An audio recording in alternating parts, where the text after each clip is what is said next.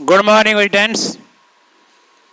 तो आज हम आपको एक नेक्स्ट चैप्टर जो है वेव थ्योरी वो पढ़ाएंगे। तो चैप्टर का नाम डालो वेव थ्योरी। ठीक है, तो चैप्टर है आपके पास वेव थ्योरी। वेव के बारे में बताएंगे, जो वेव्स होती हैं किस तरह से चलती हैं, क्या होता है उनकी वेलोसिटी वगैरह। वेव थ्योरी, ठीक है। मेनली इसमें आप लोग स्ट्रिंग वेव और साउंड वेव पढ़ने वाले हैं। बाकी तो वेव बहुत टाइप की होती है। इलेक्ट्रोमैग्नेटिक वेव होती है, वो आप लोग 12th में एक चैप्टर है इलेक्ट्रोमैग्नेटिक वेव नाम से, वहाँ पे पढ़ाया जाएगा। तो यहाँ पे आप लोग ज़्यादातर स्ट्रिंग वेव और साउंड वेव के बारे में बात करेंगे। ठीक, सबसे पहले जो इसमें टॉपिक आएगा वो है वेव। तो वेव क्या होती है इसके बारे में बात करते हैं। तो हेडिंग डालो आप लोग यहाँ पे वेव। वेव, तो वेव क्या होती है? देखो, जैसे आप लोगों ने काफी बार प्रैक्टिकल किया होगा, खुद भी कभी रस्सी वगैरह पकड़ी होगी। जो आप रस्सी में वेव चलाते हो तो आप हाथ को ऊपर नीचे करते हो, तो रस्सी आगे जाती है या फिर रस्सी वहीं रहती है?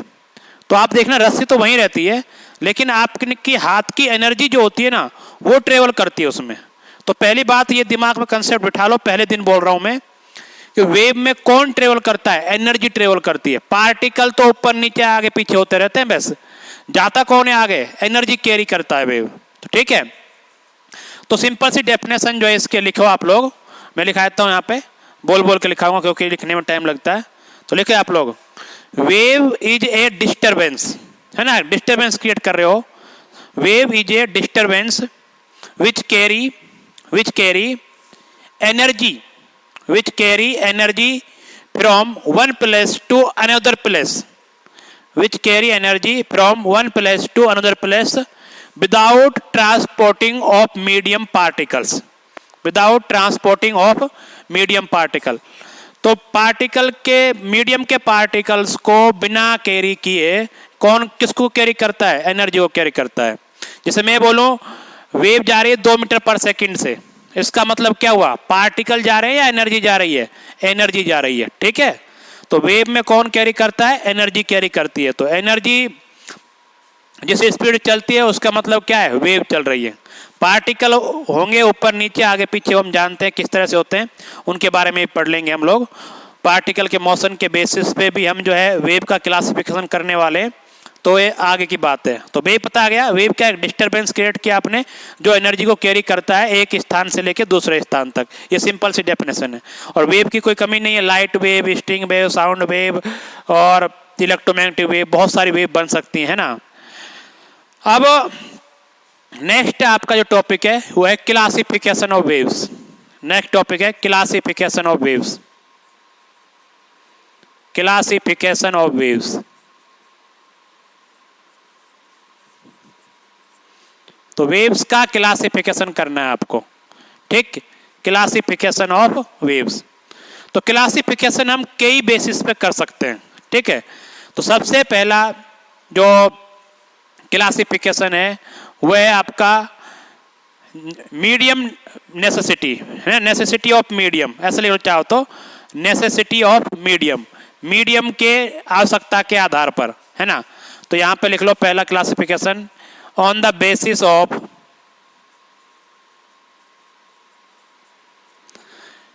medium necessity,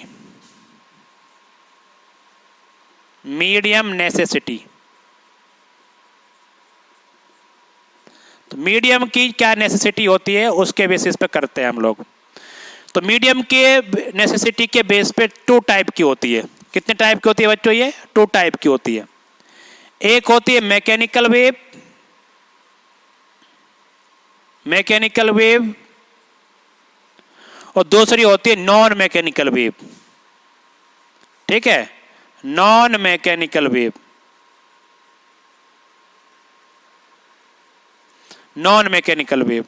मैकेनिकल वेव क्या होती है? जिसके ट्रेवल करने के लिए मीडियम की आवश्यकता होती है ना। Required medium to propagate, shortcut में लिखा हूं सारा कुछ मैं यहां पे। रिक्वायर्ड मीडियम टू प्रोपोगेट,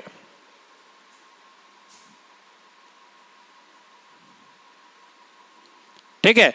तो मीडियम की आवश्यकता होती है यहाँ पे, और यहाँ पर मीडियम की जो है रिक्वायरमेंट नहीं होती है ना। Medium is not required, medium is not required to propagate.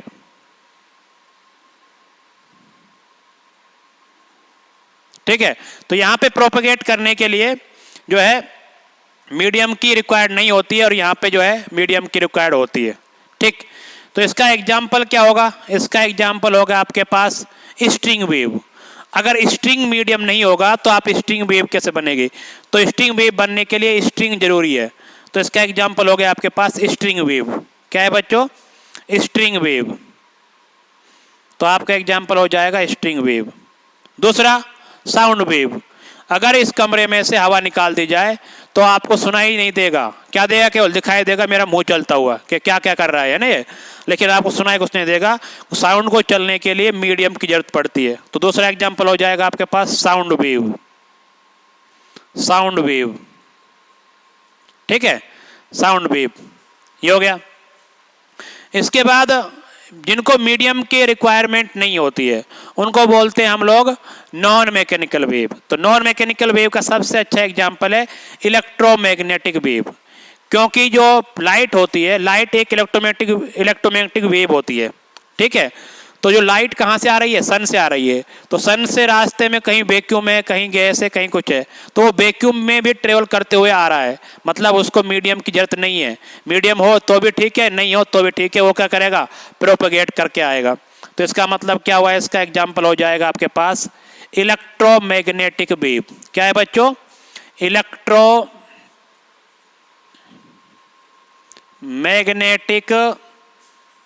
Wave. ठीक है, इलेक्ट्रोमैग्नेटिक वेव्स, और शॉर्टकट में बोलते हैं इसको EMW। EMW BMW नहीं है, क्या है? EMW, electromagnetic wave. ठीक, तो ये थोड़ा ध्यान देना। ये एक चैप्टर है आपका, वो आप 12th में पढ़ लेंगे। इलेक्ट्रोमैग्नेटिक वेव चैप्टर का पूरा एक चैप्टर है, तो उसमें सारे जो है पढ़ा दिए जाएंगे आप लोग। तो ये हो गया on the basis of medium necessity. ठीक, दूसरा on the basis of direction. Direction के बेसिस पे कितना हो सकता है देख सकते हैं। तो दूसरा नंबर लिख लें आप लोग यहाँ पे, नंबर 2। ये मैं चाहता हूँ आप लोग ये लिख, आप नोट कर लिया होगा।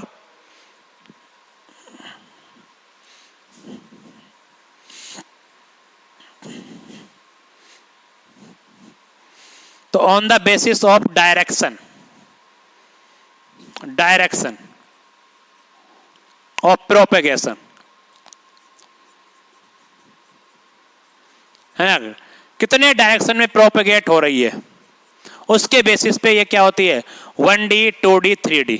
ठीक है, तो कुल मिलाकर डायरेक्ट लिखूंगा यहाँ पे मैं, 3 टाइप की होती है, हो सकती है यहाँ पे 1D, है ना, 1D वेव, 2D वेव और 3D वेव, 3 डायमेंशन वेव, है ना। तो शॉर्टकट में लिखते हैं इस चीज को भी। 1D का सबसे अच्छा एग्जाम्पल क्या है? स्ट्रिंग वेव, क्योंकि स्ट्रिंग में जो एनर्जी फ्लो होगी, जो प्रोपेगेट होगी, केवल एक डायरेक्शन में चलेगी। ठीक है, तो यहाँ पे क्या हो जाएगा? ये स्ट्रिंग वेव हो जाएगी यहाँ पे। तो इसका एग्जांपल हो जाएगा आपके पास स्ट्रिंग वेव, स्ट्रिंग वेव। ठीक है, और इसका एग्जांपल क्या हो जाएगा आपके पास? जो पानी में जो पत्थर पटकते हो आप लोग, जो है ना, पानी में पत्थर पटकते हो, तो जो वो वेव क्या होती है? आगे भी जाती है और पानी ऊपर नीचे भी होता रहता है। पानी आगे पीछे भी होता है, ऊपर नीचे भी होता है। तो यहाँ पे वेव इन स्टिल वाटर ऐसे मान सकते हो यहाँ पे, wave in still water, wave in still water, still water, ठहरा हुआ पानी में जो वेव बनती है उसका हो जाएगा। और 3D का वेव क्या हो जाएगा? Sound wave from point source. जैसे मेरा मुंह है, तो मैं जब बोल रहा हूं तो ये केवल आगे नहीं जा रही, ये कोई साइड में नहीं जा रही, चारों तरफ जा रही है, मतलब एक्स में भी जा रहा है, वाई में भी जा रहा है और जेड में भी जा रहा है। ऐसा नहीं है कि जो बोल रहा हूँ केवल आगे आगे जा रहा है, तो इधर भी फैल रहा है, इधर भी फैल रहा है, मतलब तीनों दिशाओं में फैल रहा है। इसका मतलब क्या होगा? ये sound wave from point source. जो पॉइंट सोर्स होता है, 3 तरह के सोर्स होते हैं। पॉइंट सोर्स होता है, लाइन सोर्स होता है, ठीक है, और एक प्लेन सोर्स होता है। तो पॉइंट सोर्स की वजह से जैसे बल्ब है, जो बल्ब से लाइट निकलती है वो चारों तरफ जाती है, ठीक है। तो कुल मिला के बोल सकते हो यहाँ पे एग्जाम्पल इसका हो जाएगा sound wave. Sound wave from point source, point source, ठीक है। तो पॉइंट सोर्स से क्या बनेगी आपके यहाँ पे साउंड वेव बन जाएगी, ठीक। नेक्स्ट देखें आप लोग ये classification on the basis of propagation of, ये अगला जो है वो है on the basis of energy, है ना, कि एनर्जी के बेसिस पे कितना होता है ये देख लेते हैं। तीसरा क्लासिफिकेशन नंबर 2 था ये, है ना ये। अब क्या डालेंगे आप लोग, नंबर 3 डालो। तो नंबर 3 है आपके pass on the basis of energy, on the basis of energy. Energy के बेसिस पे कितने टाइप की होती है, तो एनर्जी के बेसिस पे 2 टाइप की होती है, ठीक है। एक होती है प्रोग्रेसिव वेव, एक होती है स्टैंडिंग वेव, ठीक। तो क्या हो जाएगा आपके यहाँ पे प्रोग्रेसिव वेव, प्रोग्रेसिव वेव, और दूसरी होती है standing wave, standing wave, standing wave. तो प्रोग्रेसिव वेव क्या होती है, जो एनर्जी का कैरी करती है ना।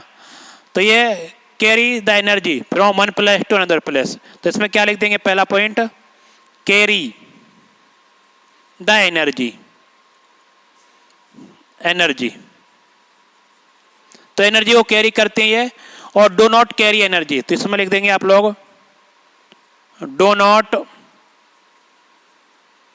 कैरी एनर्जी, ठीक है। अच्छा, कैरी की स्पेलिंग देख लेना जो भी है ना, डो नॉट कैरी एनर्जी। तो एनर्जी कैरी नहीं करती हैं, ये क्या हो जाती है आपके पास स्टैंडिंग वेव हो जाती हैं। तो यही पढ़ेंगे, मैक्सिमम हम प्रोग्रेसिव वेव पढ़ेंगे, बाद में स्टैंडिंग वेव भी पढ़ाए जाएंगे। Standing wave in string, standing wave sound wave, सब में पढ़ाई जाएंगी। तो ये जी है, मतलब ये आपकी एनर्जी आपने चलाई, आपने एनर्जी दी, तो एनर्जी को लेके आगे जाएंगे।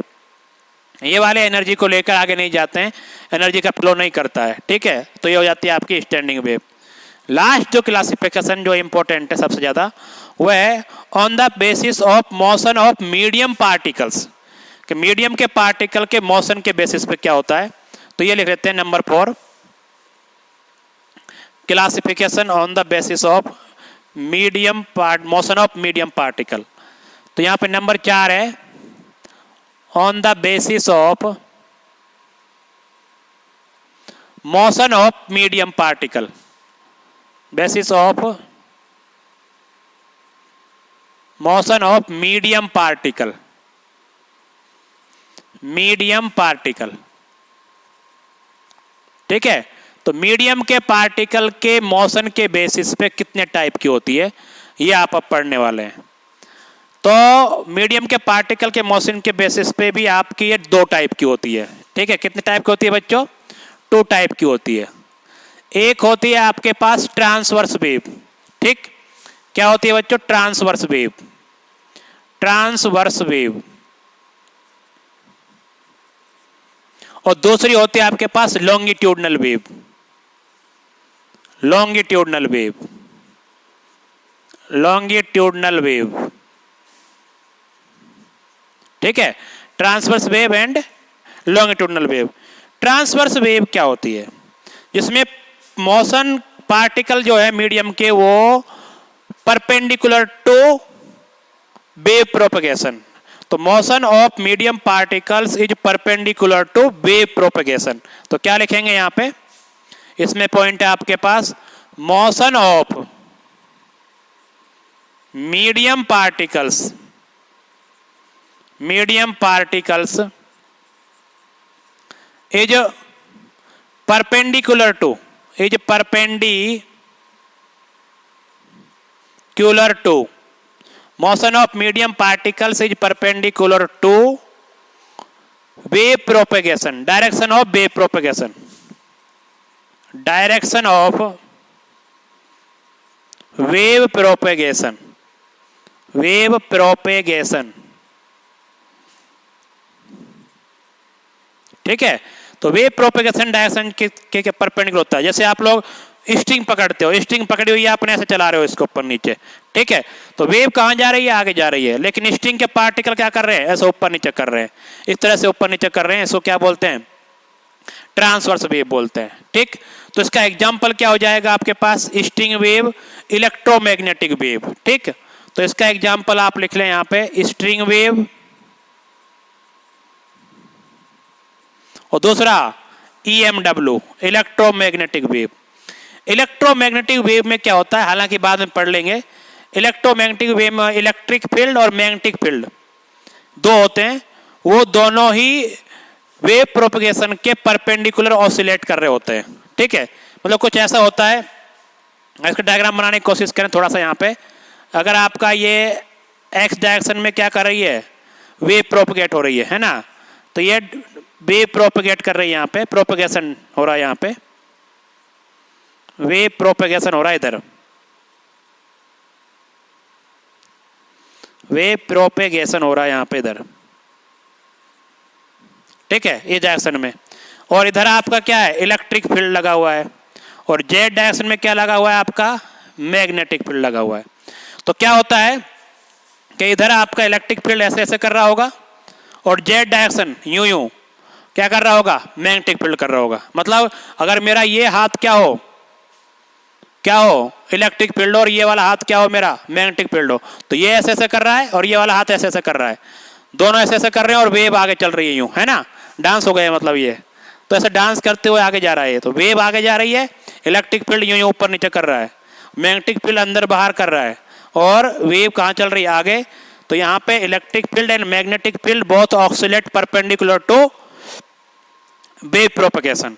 तो मतलब इसका डायग्राम कुछ ऐसा बनना मिलेगा आपको लोग, कहीं मिलेगा। तो ये जो इलेक्ट्रिक फील्ड है आपका ऐसे ऊपर नीचे हो रहा है यहाँ पे, ठीक है। तो ये पहले ऊपर है, यहाँ पे अभी यहाँ पर डार्क लाइन से बना रहा हूँ मैं इनको, इलेक्ट्रिक फील्ड यहाँ पे ऊपर है, फिर थोड़ी देर बाद इलेक्ट्रिक फील्ड कहाँ चल जाएगा, नीचे चला जाएगा, ठीक है। फिर ये इलेक्ट्रिक फील्ड ऊपर आ जाएगा, इस तरह से ये इलेक्ट्रिक फील्ड की मोशन हो रही है। और मैग्नेटिक फील्ड जो है इधर जेड डायरेक्शन में, तो कुछ ऐसा बनाते हैं इसको थोड़ा सा, ठीक है, कुछ ऐसा बन जाएगा ये इस तरह का। तो मैग्नेटिक फील्ड आपका डॉट डॉट से बना रहा हूं मैं, यहाँ पे डॉट डॉट से मैग्नेटिक फील्ड बना रहा हूं,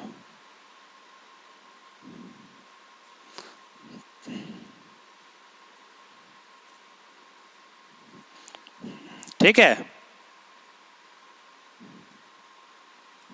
तो ये देख सकते हो आप लोग, जो डॉट पार्ट है वो तो मैग्नेटिक फील्ड का है, अभी मैग्नेटिक फील्ड इधर साइड है और इलेक्ट्रिक फील्ड ऊपर है, थोड़ी देर बाद इलेक्ट्रिक फील्ड नीचे आएगा, मैग्नेटिक फील्ड अंदर जाएगा। तो इस तरह से ये ऊपर नीचे हो रहा है और ये ऐसे आगे पीछे हो रहा है ना, और वेव कहाँ चल रही है, आगे चल रही है, इसको बोलते हैं इलेक्ट्रोमैग्नेटिक वेव, ठीक। तो इलेक्ट्रोमैग्नेटिक वेव पढ़ेंगे जब पढ़ लेना और ढंग से। अब बात करते हैं हम इसकी लॉन्गिट्यूडनल वेव। तो लॉन्गिट्यूडनल में वेव जो है, जो पार्टिकल की जो मोशन होती है वो डायरेक्शन ऑफ वेव प्रोपगेशन के अलोंग होती है, ठीक है। यहाँ तो परपेंडिकुलर है और यहाँ क्या है, along the direction of propagation. तो यहाँ लिखेंगे आप लोग motion of medium particle, motion of medium particles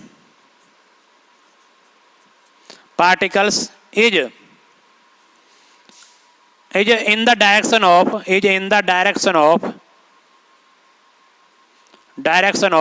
wave propagation, in the direction of wave propagation,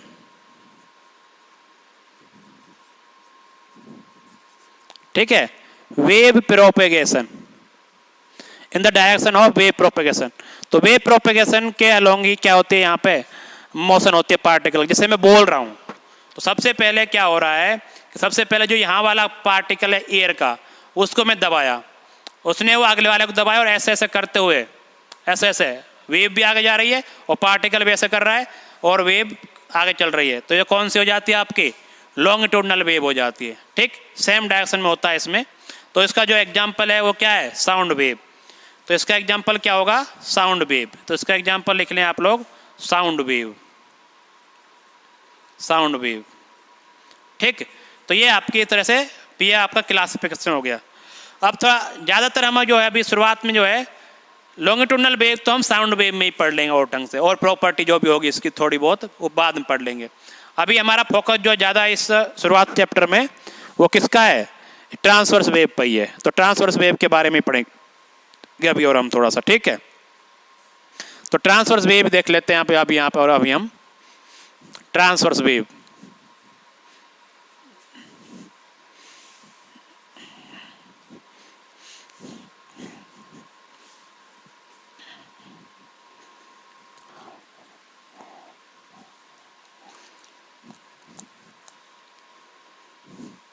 तो ट्रांसवर्स वेव के बारे में और बात कर लेते हैं थोड़ा सा। ट्रांसवर्स वेव, ठीक है। तो पहली बात ये ट्रांसवर्स वेव कौन सी वेव होती है।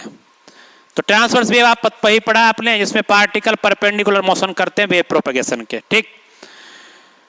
दूसरे एक इसमें पॉइंट लिखें, ट्रांसवर्स वेव ऐसे मीडियम में प्रोपेगेट होती है जिनमें शेयरिंग प्रॉपर्टी होती है। किसकी होती है, शेयरिंग प्रॉपर्टी, ठीक है। तो transverse wave propagate medium which have sharing property, ठीक है। यहाँ पे transverse wave propagate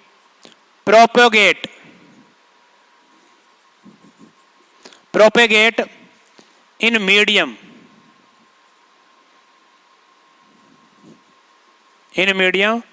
which have shearing property।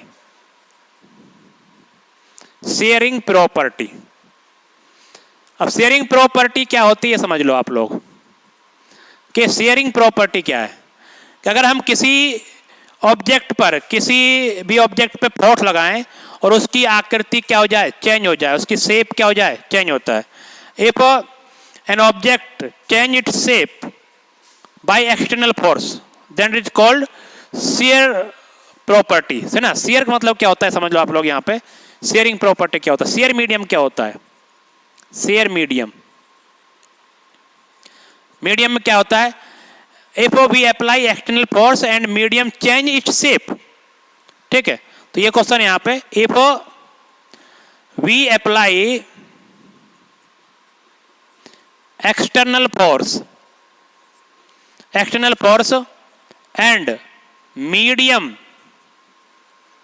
change its shape then it is called shear medium। तो इसको क्या बोलते हैं, शेयर मीडियम बोलते हैं। इसके लिए जरूरी है, जैसे मान लो रस्सी पे आपने हाथ से फोर्स लगाया तो रस्सी ने अपनी आकृति चेंज कर ली। अगर कोई ऐसा मीडियम है जो अपनी शेप चेंज नहीं कर सकता तो उसमें ट्रांसवर्स वेव ट्रेवल नहीं कर सकती है, ठीक है। जैसे कि जो गैसें होती हैं और लिक्विड होते हैं उनमें शेयर प्रॉपर्टी नहीं होती है, इसलिए ट्रांसवर्स वेव गैस और लिक्विड में ट्रेवल नहीं होती है, ठीक है। उसमें उत्पन्न नहीं हो सकती, ट्रेवल तो कर सकती, मतलब उसमें प्रोड्यूस नहीं हो सकती। तो प्रोड्यूस होने के लिए शेयर प्रॉपर्टी होना जरूरी है। तो ट्रांसवर्स वेव मेनली किस में होती है, सॉलिड्स में होती है। लिक्विड और गैस में जो है लॉन्गिट्यूडनल वेव होती है। तो ये बात भी मैं लिखा दूंगा आप लोगों को, ये बात समझवानी चाहिए आप लोगों को। एक तो मतलब आपने फोर्स लगाया मीडियम में, से मान लो अब गैस है, गैस में आपने हाथ दे के मारा यूं, तो क्या गैस की थोड़ी ना कोई प्रॉपर्टी चेंज होने वाली है, नहीं होने वाली ना। तो ध्यान दे, गैस की थोड़ी ना शेप चेंज होने वाली है। इस कमरे में गैस भरी हुई है, आपने हाथ से यूं किया तो गैस पार्टिकल डिस्टर्ब हुए, दोबारा वहीं आ गए। मतलब फोर्स लगाने पर किसी भी तरह का शेप चेंज नहीं हो रहा है। तो शेप चेंज नहीं हो रही है, इसका मतलब क्या है, वो शेयर मीडियम नहीं है, शेप चेंज होनी चाहिए, ठीक। अब हम बात करें कुछ इस तरह की आपकी ट्रांसवर्स वेव होती है भाई, ठीक। ये ट्रांसवर्स वेव होती है इस तरह से, इस तरह की वेव होती है। इसमें कुछ पॉइंट आपने पहले से पढ़े हुए हैं तो मैं उसको ज़्यादा नहीं पढ़ाने वाला। ये आपका वाई है, ये एक्स है, तो इसको बोलते हैं प्लस ए, ठीक। इसको क्या बोलते हैं, माइनस ए। तो यहां से यहां तक का जो पार्ट होता है उसको क्या बोला जाता है, एम्पलीट्यूड बोला जाता है। तो एम्पलीट्यूड के बारे में कोई बात नहीं है, ये आपकी मीन पोजीशन है इस वाली लाइन की। एक्चुअली ये मीन पोजीशन है, इस रस्सी है, अब इससे ऊपर नीचे जा रहे हैं, ये आप पार्टिकल ऑसिलेट हो रहे हैं, ये मीन पोजीशन है आपकी, ठीक। तो ये हो गया आपके पास। और अब यहाँ पे जो एक साइकिल जो होता है, यहां से लेके यहां तक का एक साइकिल होता है, एक साइकिल होता है। तो ये आपका अगर 0 टाइम है, यहाँ पे टाइम पीरियड का आधा है और यहाँ पे टाइम पीरियड क्या होगा t। ओके, इसके बाद फिर से रिपीटेशन, जैसे यहाँ पे स्टार्ट हो ऊपर तरफ, फिर से यहाँ से स्टार्ट हो गया ऊपर की तरफ, तो रिपीटेशन आपका यहाँ से स्टार्ट हो रहा है और यहाँ से स्टार्ट होता है, मतलब यहाँ पे आपका टाइम पीरियड खत्म हो गया है। तो एक टाइम पीरियड में अगर इसकी वेलोसिटी b है, इधर वेलोसिटी क्या आपकी b से चल रहा है, तो जो एक टाइम पीरियड में जितना वेव ट्रेवल करेगी उसको क्या बोलते हैं, लैम्डा बोलते हैं। ठीक है, क्या बोलते हैं बच्चों, इनको बोलते हैं लैम्डा। ठीक, अब जो ये जो हाईएस्ट पॉइंट होता है इनका नाम और होता है, याद नहीं आ रहा मेरा, इसको तो बोलते हैं ट्रफ बोलते हैं, है ना।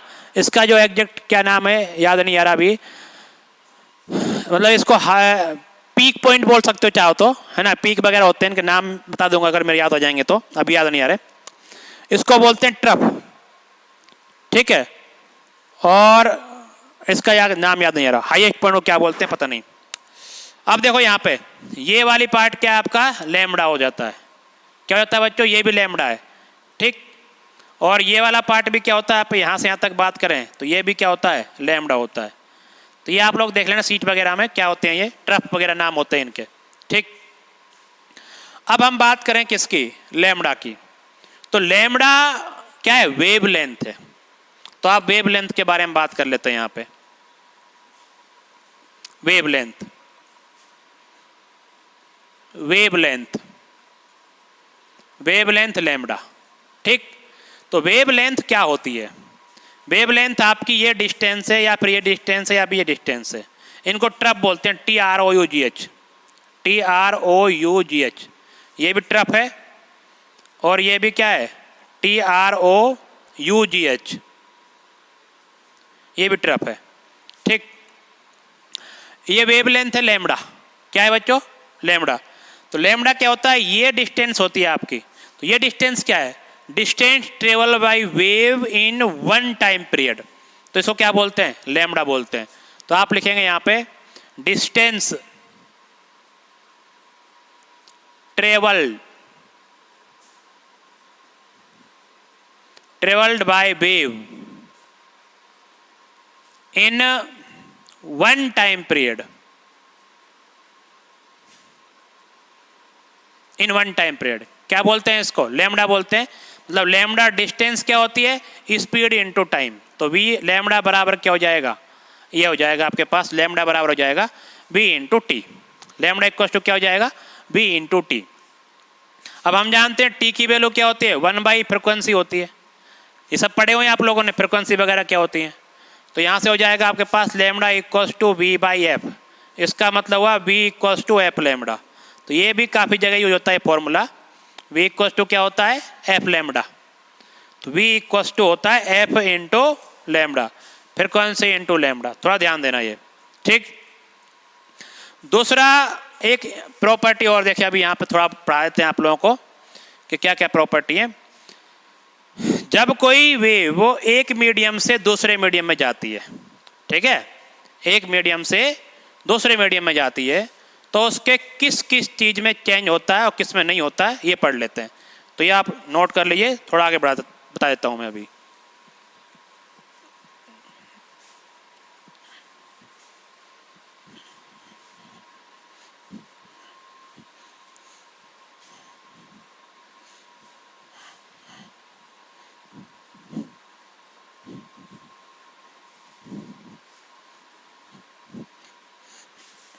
देखो, ये मान लो हमारे पास ये बाउंड्री है दो मीडियम्स की। अपर मीडियम आपका मीडियम 1 है और ये मीडियम 2 है। ठीक, अब यहां पे एक वेव आपकी इंसिडेंट हो रही है ऐसे, तो ये आपकी इंसिडेंट वेव है, इंसिडेंट वेव। ठीक, अब इस वेव के क्या क्या हो सकता है, इस वेव के साथ इसका कुछ पार्ट यहां से रिफ्लेक्ट होके सेम उसी मीडियम में निकल जाए, तो ये रिफ्लेक्टेड वेव बोलेंगे फिर इसको, रिफ्लेक्टेड वेव। और हो सकता है कुछ पार्ट इसका यहां पे आ जाए, दूसरे मीडियम में निकल जाए, तो इसको बोलते हैं transmitted wave,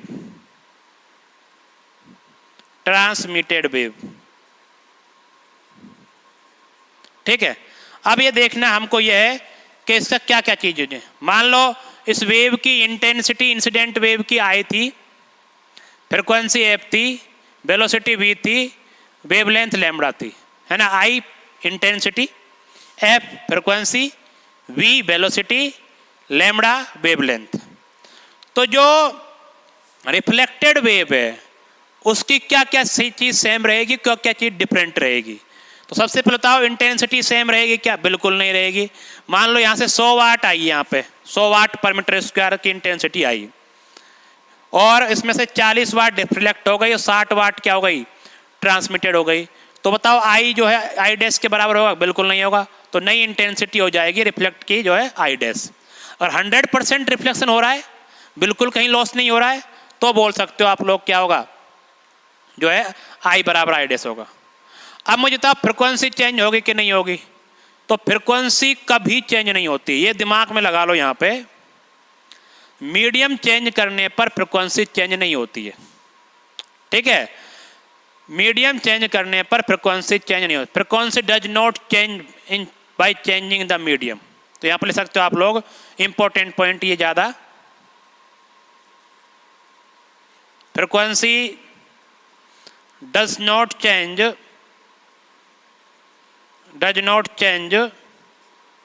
by changing the medium। तो मीडियम चेंज करने पर फ्रिक्वेंसी चेंज नहीं होती है। क्यों चेंज नहीं होती है? Because frequency is a property of source. Because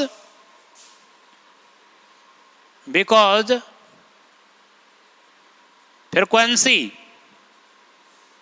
is a property of source. जो सोर्स जनरेट कर रहा है उसकी प्रॉपर्टी है ये।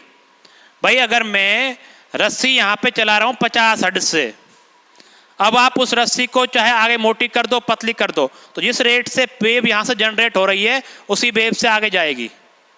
केवल मीडियम चेंज करने पर क्या चेंज हो जाएगा? मीडियम चेंज करने पर वेलोसिटी चेंज हो सकती है। जैसे मान लो सन से आपकी लाइट आ रही है, यहाँ पे 15 करोड़ किलोमीटर दूर से आ रही है ना, आपको पता है 1.5 × 10⁻11 मीटर वहां से चल के आ रही है लाइट, पता है।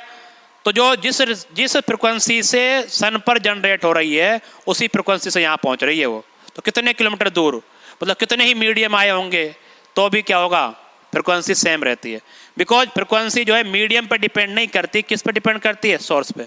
जैसे जहां से अब लाइट आ रही है, मान लो राउत भाटा से लाइट आ रही है, कोटा से, अगर वो 50 हर्ट्ज पे जनरेट कर रहे हैं तो सारी लाइट जो राउत भाटा से जुड़ी हुई है वो 50 हर्ट्ज से ही काम कर रही हैं। आप एसी चलाओ, फ्रिज चलाओ, पंखा चलाओ, कूलर चलाओ, कुछ भी चलाओ, फ्रिक्वेंसी क्या रखनी है? 50 हर्ट्ज ही रहती है। केवल वोल्टेज कम ज़्यादा होता रहता है और करंट कम ज़्यादा होती रहती है। तो फ्रिक्वेंसी किस पे डिपेंड करती है? सोर्स पे। तो ये जब रिफ्लेक्ट होगी तो फ्रिक्वेंसी क्या होगी? सेम होगी। वेलोसिटी बताओ सेम होगी क्या डिफरेंट होगी? वो भी सेम होगी। बिकॉज सेम मीडियम में वेलोसिटी क्या होती है? सेम होती है। तो यहां पर लिख सकते हो velocity is same in same medium. Velocity is same in same medium. तो समान मीडियम में वेलोसिटी क्या होती है? सेम रहती है। अगर ना फ्रिक्वेंसी चेंज हुई ना वेलोसिटी चेंज हुई तो लैम्बडा चेंज होगा? बिल्कुल नहीं होगा, क्योंकि v बराबर क्या होता है? F lambda. जब ना ये चेंज हुआ ना ये चेंज हुआ, फिर ये चेंज कैसे हो जाएगा? तो ये क्या रहेगा? ये भी लैम्बडा ही रहेगा। तो अब जो रिफ्लेक्टेड वेव की केवल इंटेंसिटी चेंज हुई है, ना फ्रिक्वेंसी चेंज होती है। फ्रिक्वेंसी तो कभी चेंज होती ही नहीं है, समझ लो। ना लैम्बडा चेंज होगा ना भी चेंज होगा। लेकिन जो ट्रांसमिटेड वेव है उसका क्या होने वाला है? इंटेंसिटी चेंज हो जाएगी? बिल्कुल हो जाएगी भाई, आई डबल डैश हो जाएगी। एक मीडियम से दूसरे मीडियम में जा रहे हो तो कुछ पार्ट रिफ्लेक्ट हो गया और कुछ पार्ट की तो क्या हुआ? ट्रांसमिट हुआ है। दूसरे मीडियम जाने पर फ्रिक्वेंसी चेंज होगी कि? बिल्कुल नहीं होगी। दूसरे मीडियम में जाने पर वेलोसिटी चेंज होगी? बिल्कुल चेंज हो जाएगी। क्या हो जाएगी? बी डैश हो जाएगी। और अगर बी डैश चेंज होगी तो फिर तो लैम्बडा डैश भी हो जाएगा, क्योंकि वी बराबर क्या होता है? F lambda. अगर वी चेंज हो गया, एफ सेम है, तो लैम्बडा भी क्या होगा? चेंज होना पड़ेगा। तो थोड़ा ध्यान रखना है, एक मीडियम से दूसरे मीडियम में जाने पर वेव में क्या क्या चेंज आता है और क्या क्या चेंज नहीं आता है, तो थोड़ा ध्यान रखो इस चीज़ का। ठीक, कुछ और दो चार पॉइंट्स हैं, तो आज तो केवल थोड़ी थोड़ी वाला पार्ट होगा, कल से आप लोगों को इक्वेशन ऑफ वेव पढ़ाएंगे, तो थोड़ा न्यूमेरिकल वगैरह भी कराएंगे कल।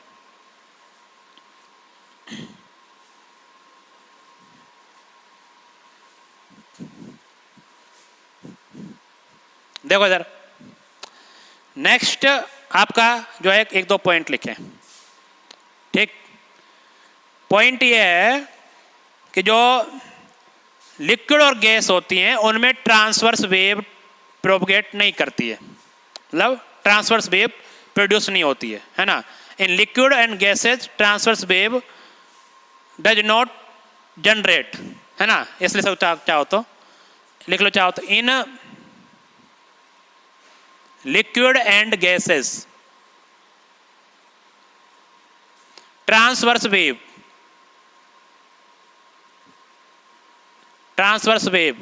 Does not generate, is not generate, generate नहीं होती इनमें, generate because these not have sharing property, because these medium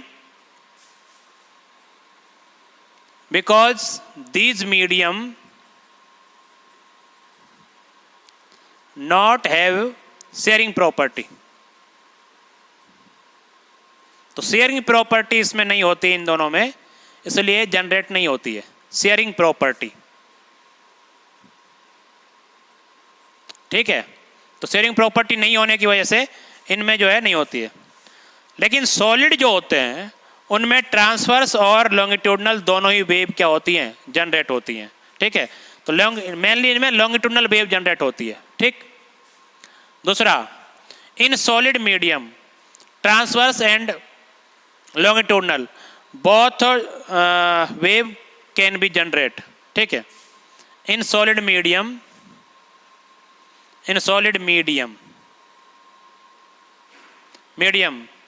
transverse and longitudinal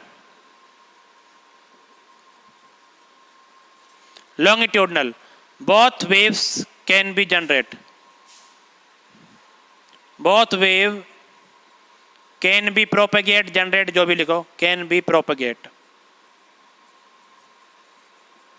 ठीक है, दोनों तरह की वेव इसमें क्या हो सकती हैं, प्रोपेगेट हो सकती हैं। ये सिंपल सा एग्जांपल ले लें आप लोग यहाँ पे, अगर आपका ये कोई रोड दी हुई है, क्या दी हुई है बच्चों, रोड, ये रोड है। ठीक है, ये आपकी क्या है, रोड।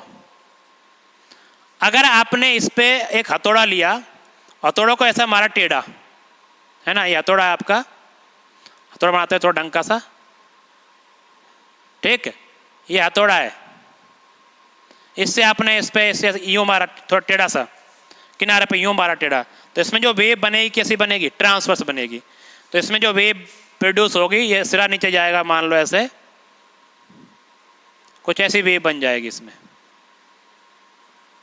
तब इसमें कौन सी वेव बनने वाली है, ट्रांसवर्स वेव बनने वाली है, ट्रांसवर्स वेव। ठीक है, और अगर इसी रोड में, यह आपकी रोड है, ठीक, इसी रोड में आपने हथौड़ा लिया और हथौड़े को कुछ ऐसे मारा आप लोगों ने, इस तरह से यूं, ऐसे एकदम सामने से ठोका इसको यूं, तो इसमें क्या बनने वाली है, लॉन्गिट्यूडनल वेव बनने वाली है। ठीक, तो लॉन्गिट्यूडनल वेव बनने वाली, इसमें क्या बनने वाली है, लॉन्गिट्यूडनल वेव, लॉन्गिट्यूडिनल वेव। ठीक है, तब इसमें क्या बनेगी, आपकी लॉन्गिट्यूडनल वेव बनेगी। ठीक, तो पार्टिकल जो ऐसे ऐसे कंपन करेंगे, यहाँ पे ऑसिलेट करेंगे यूं यूं, और इसमें पार्टिकल ऊपर नीचे करेंगे, तो सॉलिड्स में दोनों तरह की वेव प्रोड्यूस हो सकती हैं, ऐसा कोई प्रॉब्लम नहीं होती है। ठीक, और वेव प्रोड्यूस ड्यूरिंग अर्थक्वेक, जिनको सिज्मिक वेव बोलते हैं। ठीक है, wave produce during earthquake are called seismic wave.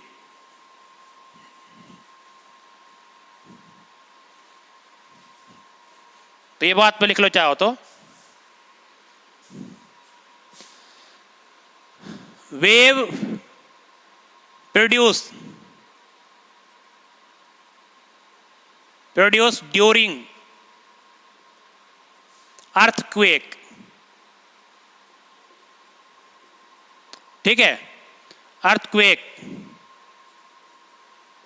Earthquake के दौरान जो वेव प्रोड्यूस होती है are called seismic wave,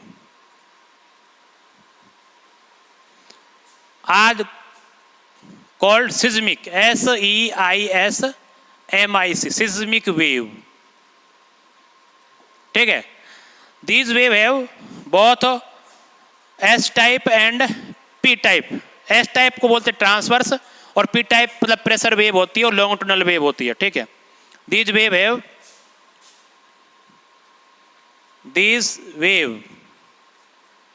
have both transverse को बोलते हैं S wave and longitudinal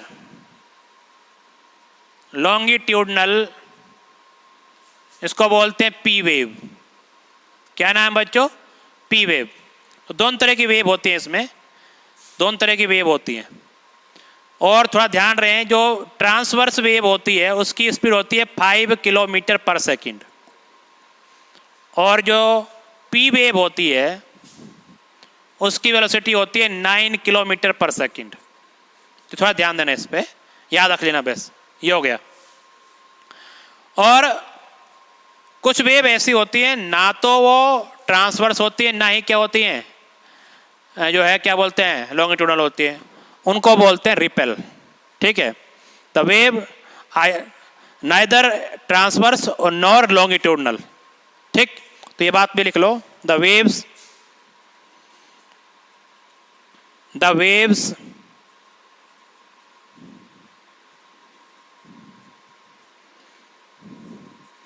neither transverse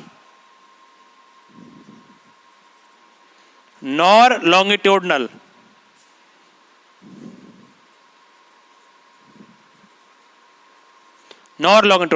ना तो ट्रांसवर्स है ना ही क्या है लॉन्गिट्यूडनल है, आर कॉल्ड रिपल, ठीक है। RIPPLE रिपल एक वर्ड है, रिपल, तो रिपल बोलते हैं उनको। और ये कब प्रोड्यूस होती हैं? अगर आप पानी में क्या मारो पत्थर पटकते हैं, है ना, तो यहां पर लिख लो wave produce in still water, wave produce in still water. Still water में जो वेव प्रोड्यूस होती हैं उनको रिपल बोल जाता है, ठीक है। ना तो परफेक्ट, देखो आप पत्थर मारो पानी में ऐसा गिरना कभी, तो पानी ऊपर नीचे भी होता है और आगे पीछे भी होता है, मतलब ना तो परफेक्टली क्या है ट्रांसवर्सी है ना ही परफेक्टली क्या है लॉन्गिट्यूडनल, मतलब मिक्स है दोनों क्या बोलते हैं रिपल बोलते हैं, ठीक।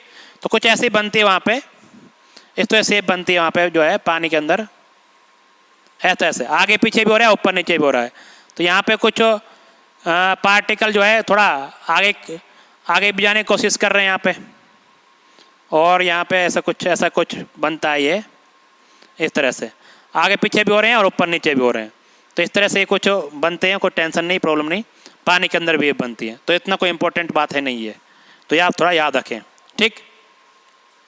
नेक्स्ट जो आपके पास है, थोड़ा और आगे बढ़ते हैं।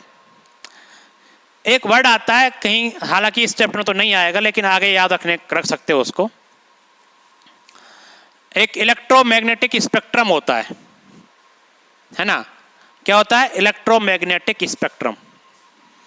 तो चाहो तो लिख लो छोटी सेडिंग, इलेक्ट्रोमैग्नेटिक स्पेक्ट्रम, ठीक है। तो इलेक्ट्रोमैग्नेटिक स्पेक्ट्रम क्या होता है पहले समझ लेते हैं। पहले तो स्पेक्ट्रम वर्ड क्या होता है कि जितनी भी वेव्स हैं उनको फ्रीक्वेंसी और वेव लेंथ के ऑर्डर में अरेंज करने को क्या बोलते हैं स्पेक्ट्रम बोलते हैं, है ना। ये बाद में पढ़ा देंगे लेकिन समझ लो क्या होता है। वेव्स को फ्रीक्वेंसी या फिर वेव लेंथ के ऑर्डर या फिर घटता हुआ ऑर्डर या फिर इंक्रीजिंग ऑर्डर में जो अरेंजमेंट होता है उसको स्पेक्ट्रम बोला जाता है। और आपके जो इलेक्ट्रोमैग्नेटिक वेव का स्पेक्ट्रम होता है उसमें कौन कौन सी वेव्स होती हैं, इधर देखो। तो इस तरह से बना लेते हैं यहाँ पे। तो यहाँ पे सबसे पहले होती है रेडियो वेव, रेडियो वेव, ठीक। उसके बाद आती है माइक्रोवेव, जो माइक्रोवेव ओवन में यूज होती है वो माइक्रोवेव होती हैं, रेडियो में रेडियो वेव होती हैं, ठीक। इसके बाद आती है इंफ्रारेड वेव, IR वेव। और इसके बाद आता है ये विजिबल रीजन, कौन सा, जिसमें क्या होता है, विबग्योर होता है। क्या होता है, VIBGYOR, विबग्योर, ठीक। उल्टा पढ़ते हैं इसको।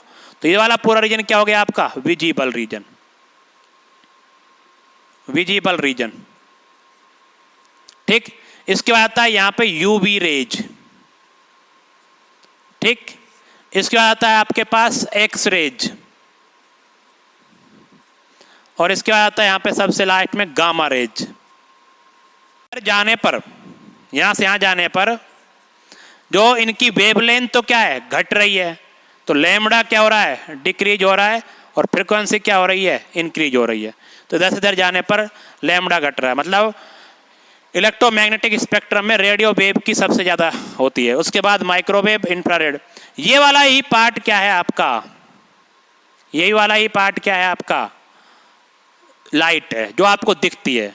तो कुल मिलाकर डेफिनेशन अगर कोई पढ़े ना, कि लाइट की डेफिनेशन कोई पढ़े, तो light is the dead part of electromagnetic spectrum which visible to us, ठीक। तो लाइट इलेक्ट्रोमैग्नेटिक स्पेक्ट्रम का वो हिस्सा है जो आपको क्या है, दिखाई देता है। बाकी चीजें दिखाई नहीं देती, वो है यहाँ पे। रेडियो चलता मतलब रेडियो वेव है, माइक्रोवेव भी यहाँ पे प्रेजेंट होगी, लेकिन आपको दिखाई नहीं देता। दिखाई क्यों ले देता है, इसमें वॉयलेट, इंडिगो, ब्लू, ग्रीन वगैरह ये रंग आपको दिखाई देते हैं, 7 कलर जो होते हैं, ठीक है। ये बात ध्यान रखनी है। तो ये थोड़ा ध्यान रखना है। ये हालांकि एक चैप्टर आएगा तब और ज़्यादा डिटेल में पढ़ लेंगे, ऐसी कोई बड़ी बात नहीं है, ठीक। तो इस तरह से जो ये वेव जो है वो इंट्रोडक्शन आपका यहाँ पे ख़त्म हो जाता है। कल से हम इसकी जो इक्वेशन वगैरह पढ़ेंगे कि किस तरह की वेव की इक्वेशन होती है, उस इक्वेशन से क्वेश्चन क्या बनता है, ये प्लस एक्स में जा रही है, माइनस एक्स में जा रही है, क्या इसकी वेलोसिटी है, पार्टिकल की वेलोसिटी क्या होगी, ये सब बातें हम जो है नेक्स्ट लेक्चर में पढ़ने वाले हैं। तो आप आज के लिए इतना रखते हैं, कल पढ़ते हैं। Thank you.